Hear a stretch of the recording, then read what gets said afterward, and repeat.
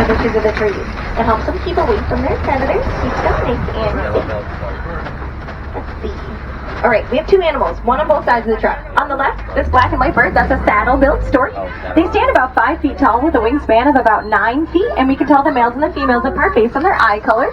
The males have brown eyes, the females have yellow eyes. So you might notice that one there is a female. She has those beautiful bright yellow eyes. And then on the right, that's the okapi back there. See if we can get a little bit of a better view. Now the okapi has those black and white striped legs. Kind of looks like it resembles a zebra. Although they're not related to the zebra, they're actually related to the giraffe. They have the same skull structures and prehensile tongues, which means that their tongues are really long and can grab things, just like our thumbs can. The okapis were also thought to be a myth. People had seen ancient drawings of them, heard stories, but nobody had actually seen one in real life, so they didn't think they actually existed until 1901. They were finally discovered in the wild, so it's really cool we have some here, knowing they were only discovered a little over 100 years ago. And then right here on the right, those are some bongos in the bushes there. The bongos there, known as the ghosts of the forest. They're very good at hiding, very rarely seen. And then up on the left, there is a black rhino all the way back there. Now the black rhino is a smaller species of rhino. They weigh about 3,000 pounds each. They're also a solitary species of rhino, so they do like to spend a lot of their time alone like this. Oh, there's another one right over here on the left. Amazing view.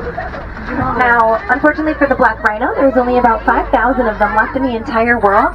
They are being hunted for the horns on their heads, which are believed to have medicinal purposes, but really they're only made of keratin, which is what our fingernails and hair is made of. So it's really important to try to spread awareness about that. So hopefully people will stop hunting the rhinos for something we grow naturally ourselves on our own bodies. And over on the right, looks like we found some more bongos and also the lighter tan antelopes here. These are the greater kudu. They are the second tallest antelope species in the world. They stand about 55 inches tall. These ones we can tell they're all females because none of them have horns on their head. Only the males grow the horns. They grow to be about 6 feet long. They are humongous, super spirally. You look above you on your animal spawning and all the way on the end, there's a picture of a male greater kudu, just in case you were curious as to what they just look like with the horns. Oh, one more saddle-billed stork over there on the left as well. It's kind of far away, but you might notice that one has brown eyes, if you can see, which means he is a male. But we are exiting the forest. We're going to head on down to the Safi River, home to some of the aquatic animals that we have here on the reserve. They do like to spend their days in the water, though, so if you don't see any either on land or even just poking their heads up, look down deep. They might just be underneath the water, trying to keep nice and cool for the day. Pretty warm already, so I do expect this. Oh, right on the right, there's 2 hippos in the water. These are the Nile hippos. Each one weighs about 5,500 pounds and they're fully grown. A group of them together is called a float. So we're going to head towards the other side of the river, see if we can find some more of that float of hippos. But that was an amazing view. We found them over there. Let's see over here. Oh, right on the left. A whole bloat more of them. Now, they do have the ability to hold their breath for up to 8 minutes, which allows them to sink to the bottom of the river, and then they'll run along the bottom, which is what they do instead of swimming. They do have a hard time floating and swimming, so instead they just sink and run. Oh, you'll see the baby hippo right there. That's mama, and then baby's right next to her, like right under the water. He just blew some bubbles. He's so cute. Super cute. He was born a few weeks ago. Almost a month, maybe a little over a month. Super adorable.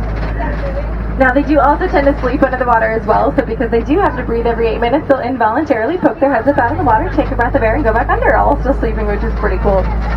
And then all these grayish white birds that are around here, these are the pink-backed pelicans. They do get their name because during mating season, they'll turn a pinkish color. A group of them together is called a pod, and pods of pink-backed pelicans are usually made up of about 5 to 500 pairs. They are very social birds and like to hang out in really big groups like that together. And then down on the left, those are the Nile crocodiles. Now the Nile crocodiles, they're ectothermic, which means they can't create their own body heat. So to warm themselves up, they'll lay in the sun. And then if they need to cool themselves down, they could either go into the water, or sometimes we see them with their mouths wide open. I'm not sure if they see any of them doing it, but when they do, it looks pretty intimidating, like they're ready for a snack. But it's actually just how they cool themselves down. They do release their body heat through their mouth, so by opening them really wide, they're just trying to keep nice and cool. Now, each one of those Nile crocodiles is going to be about 15 feet long. So if they were to stand up on top of their tail, they would be almost as tall as a giraffe. And they do have one of the strongest bites in the world. Each bite for those crocodiles can be a bone-crushing 2,000 pounds of pressure per square inch. Now over on the right, there's going to be a really big tree. It's called a baobab tree. Sometimes it's nicknamed the upside down tree because 9 months out of the year, it'll look the way it does right now with no leaves. So the bare branches on top, they kind of look like they're roots. That's because the tree is really good at preserving its water, so it won't grow leaves for all those months, and the water can be found in the large trunk, and it has to hold thousands of gallons. That way animals out in the savannah, if they get thirsty, they can find these trees, poke holes in the trunk, and drink the water right out of them, which is why the tree is also known as the Tree of Life. And it does mark our entry into the beautiful savannah. The savannah stretches for hundreds of miles in Africa, home to many of the popular animals that we know, such as those giraffes that we can already see, zebras, lions, cheetahs, lots of antelopes. So let's head in and we will see what else we can find. Alright, right on the right, there's going to be, some wildebeest. Those are the gray animals. Now they, in the wild, travel in herds of about 1.5 million. Safety in numbers. That's why they travel in such big groups. And then there's tiny little antelopes over there that kind of look like s'mores. Those are the springbok. They do get their name because they can spring about 6 to 8 feet into the air while standing still and about 16 feet forward. And then these zebras, these are the Hartmann's mountain zebras. The one laying down is the younger one that we have. Super cute, super small. Now they do come from mountainous regions of Africa, and they have smaller hooves than other zebras. That way they can easily maneuver through the rocky terrain of those mountains. A group of zebras together like this is called a dazzle, and we can tell the color of a zebra based on the color of their nose. So if you notice these ones, they do have black noses, which means they are black with white stripes. Whereas if you find a zebra with like a pinkish colored nose, that means they are white with black stripes. And over on the right, those are the Ankole cattle. Those are one of the domesticated species that we have. I think there's a few more coming up as well that we'll get to see. Now it's going to be tough to see on the left, all the way laying towards the back. It's against the wall. There's a hyena laying down. You can kind of see its head. Now that's a spotted hyena. They're pretty cool. They live in a female-dominated society. So in a pack of hyenas, the lowest ranked female is still ranked higher than the highest ranked male. Oh, there's actually 2 of them over there if you can kind of see them. Now, a lot of people also believe that the hyenas are scavengers, but for the most part, they'll do their hunting on their own. Just like the Nile crocodiles, they have one of the strongest bites that's incredibly bone-crushing, making them excellent hunters. So some more Ankole cattle here on the left. Now they are one of the domesticated species that we have here on the reserve. They're domesticated in Africa by the Watusi tribe. So if you've ever heard of the Watusi cattle, it's the same animal, just different names. There's one walking towards us on the right there too. Now the reason they are domesticated is that they're used as a form of currency. So the more Ankole cattle you have, the wealthier you are. And you'll notice they have those massive horns on their heads that look like they'd be pretty heavy, but compared to the rest of their body, those horns are pretty light, at only about 30 pounds. The inside of them is a honeycomb structure of blood vessels, and that's what regulates their body temperature and keeps them nice and cool. So it's a pretty awesome look at those Ankole cattle on both sides of us. And now coming up on the left, these are the Maasai giraffes, which we can identify based on their jagged irregular pattern to their coat. Now the one sitting like directly in the middle here with the really fluffy ossicones on his head, that's the baby. Isn't he so cute? He's so small. Well, as small as they can be since they are about 6 feet tall. Now a group of giraffes together is called a tower, which definitely makes sense as they tower over the other animals out here on the savannah at about 18 to 20 feet tall when they're fully grown. And like I said, when they're born, they're 6 feet tall, and the mother giraffe does give birth to them standing up. So the first thing they experience when they're born is a drop to the ground, but within an hour they're already up and running on their own. Really impressive. Now a really cool thing I want to point out is that they're sitting down. Now in the wild they don't just sit down because they have a very hard time getting back up. So if they're sitting and a predator is coming for them, it's not going to end well. So by seeing them sitting down here on our reserve, it makes they feel nice and safe and secure, which is awesome to know that they feel that way living here. Now these giraffes, they do spend about 18 hours of their day eating and only about 30 minutes sleeping, which is something I find also very impressive that they have the ability to do. Now also over on the left we'll have these large antelopes. These are the Patterson elands. Oh, there's also a giraffe right on the right. Now the Patterson elands, they are the largest antelope species in the world. The full-grown males, like the grayish colored one back there, they can weigh about 2,000 pounds, and they still have the ability to jump vertically into the air about 8 feet, which is really impressive for animals their size to be able to do. There's a few more giraffes on both sides of us if you notice them there. Now, a really cool thing about the giraffes is that they have the same amount of vertebrae in their necks that humans do. We both have 7. Theirs are just a lot bigger than ours, which is why their necks are so much longer. But it's pretty cool that we have something in common with them. Also, like I mentioned earlier with the okapi, they're related. They have the same skull structure. They also, the male okapis, they have the ossicones on their heads, just like the giraffes do. There's two things on top. Oh, there's another giraffe there. And they also have the same prehensile tongues that are about 18 inches long. However, the giraffes are like a dark purplish color since they are eating 18 hours of their day with their tongue outside of their mouth. That dark color helps reflect the sun so that they don't get sunburns on their tongues. But all these broken down trees here, they mean we're about to enter elephant country, so let's head on in and we'll see if we can find some. Now, if they are out here, they're usually pretty easy to spot, and as I say that, there's two on the right near the clearing there. We should be able to see them here around the corner as well. We're going to get some nice views of these elephants. Now, the African elephants, both the males and the females, they do have those ivory tusks, so the way we kind of tell them apart is if they're alone or together. If we find them alone, it's usually the male, and if we find them together, it's usually the female. Females are way more social. Oh, and then on the left, there are some mandrills sitting on the rock there. Now, the mandrills, they are the largest species of monkey in the world. The males, they weigh about 100 pounds. The females are significantly smaller, though, at only about 40 pounds. But if you notice, any of them, they have those blue and red painted faces, just like Rafiki in The Lion King. Well, there's a whole bunch of them there. They're all just hanging out.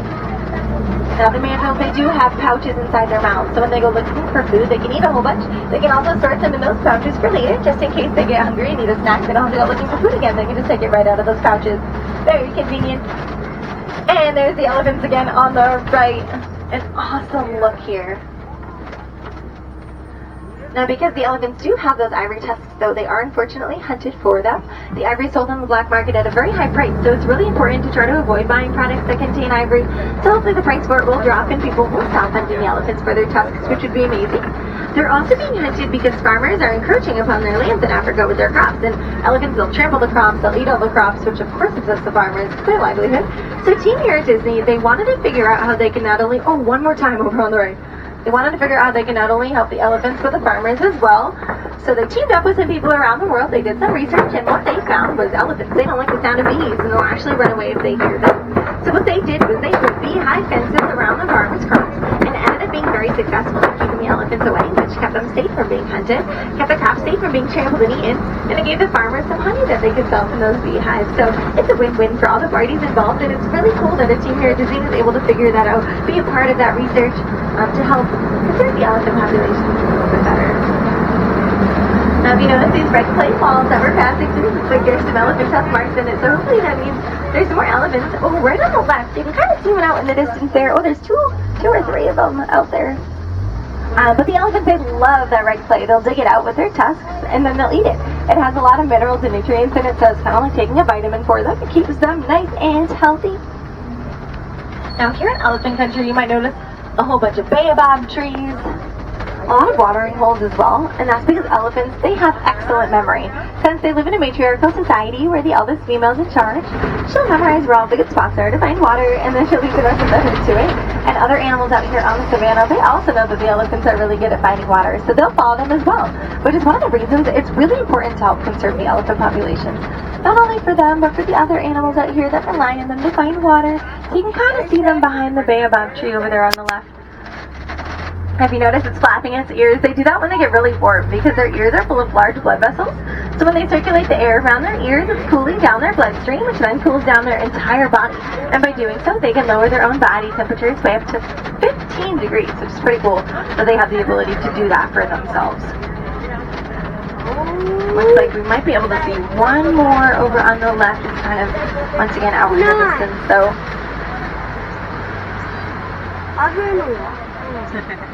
Kind of see it behind that other baobab tree over there. But right over here on the left, we do have the greater flamingos. Now, a group of them together like this is called a flamboyance, and they're not always pink. They're actually born gray. They don't start to turn pink until about a year of their life, after they've eaten enough of their diet of brine shrimp. The brine shrimp has beta-carotene in it, which is what turns them pink, but because they are the largest species of flamingo, they are the lightest in color. Just because that pink pigment from the shrimp, it does have a lot more body area that it has to take up. So they tend to be very pale compared to smaller species of flamingo who tend to be a brighter pink. Also, the flamingo chicks, before they hatch from their eggs, they can actually communicate through them. That way, once they do hatch, they already recognize the sound of their mother's voice, and the mothers recognize the sound of their babies' voices.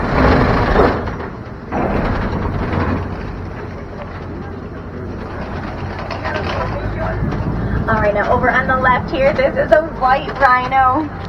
Oh, there's a whole bunch of them actually. Now the white rhinos, they are a larger species of rhino. They weigh about 4,000 to 5,000 pounds each. They're also a social species of rhinos, so they do like to spend a lot of their time in groups together. Now when rhinos are in a group, it's called a crash, which definitely makes sense as they charge at speeds of about 35 miles an hour, and they don't have the best vision. They often cannot see very far ahead of them, only like a few feet. So they will just crash right into things, into each other while they're charging around all over the place. You might notice also they're not actually white. They do get their name from a mistranslation of the Afrikaans language. They were called the white rhino, which translates to wide, because they have really wide mouths to help them easily graze along the ground in the savannah. Whereas the black rhino that we saw earlier, they have pointy mouths and a prehensile upper lip, which helps them grab things off trees, bushes, things like that in the forest, since they're browsers.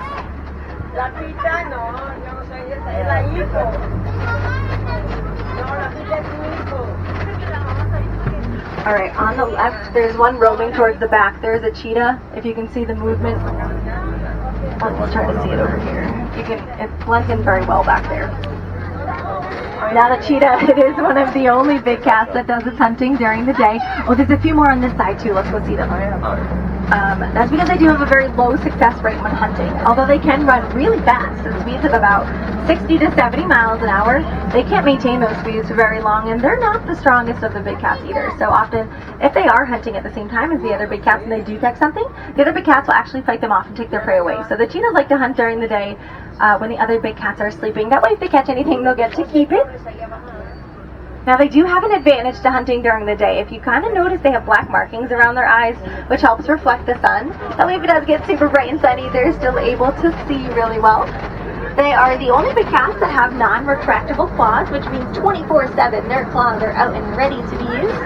They're also the only big cats that purr, just like house cats do. They actually have the ability to make a bunch of different vocalizations, and one of the noises that they can make... Oh, there's a water buck on the right real quick. Let me just point that out, standing there. One of the abilities that the cheetahs do have with their vocalizations is that they can mimic certain types of birds, so they'll attract the birds to them with making those noises and catch their prey that way, which is pretty cool. But on the left, this is a koopy, home to some big cats, just like the beautiful male lion that's laying right there. Oh, isn't he so pretty? Oh, the female's laying right above him too. Now we can tell he's a male because he does have that fluffy mane around his head. A group of lions together like this is called a pride. A pride of lions is usually only made up of one male. The rest are the females and the cubs. And then also on the right, there's a little brown antelope laying down. I'm just going to point it out quickly. That's a bontebok. I'm going to share their story last, so keep the bonteboks in mind just in case you can't see them on the other side. But the lions here, 16 to 20 hours a day, they'll just rest on top of that koopy. It's nice and warm and cozy for them.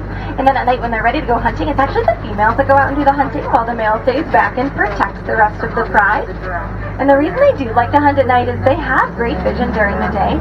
At night it's 6 times better, giving them a huge advantage, not only being on top of that koopy with an incredible vantage point, but also being able to see really well in the dark.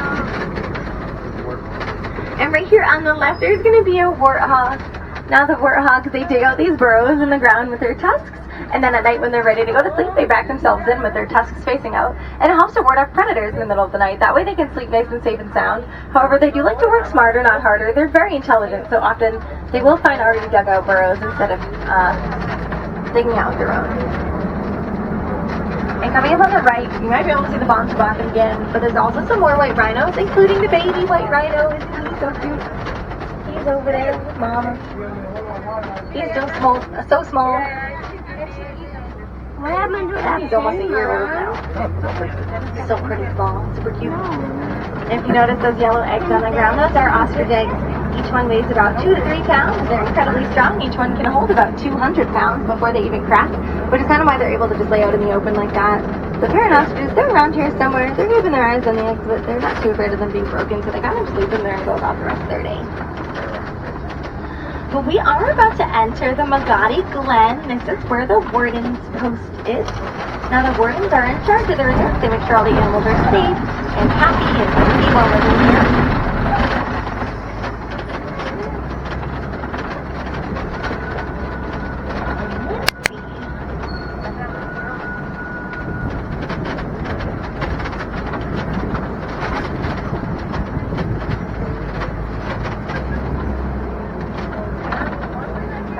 And alongside the warden does with some Nigerian dwarf goats. They're going to be up here on the left. They're going to look like tiny little baby goats, but they are fully grown. Aren't they so cute?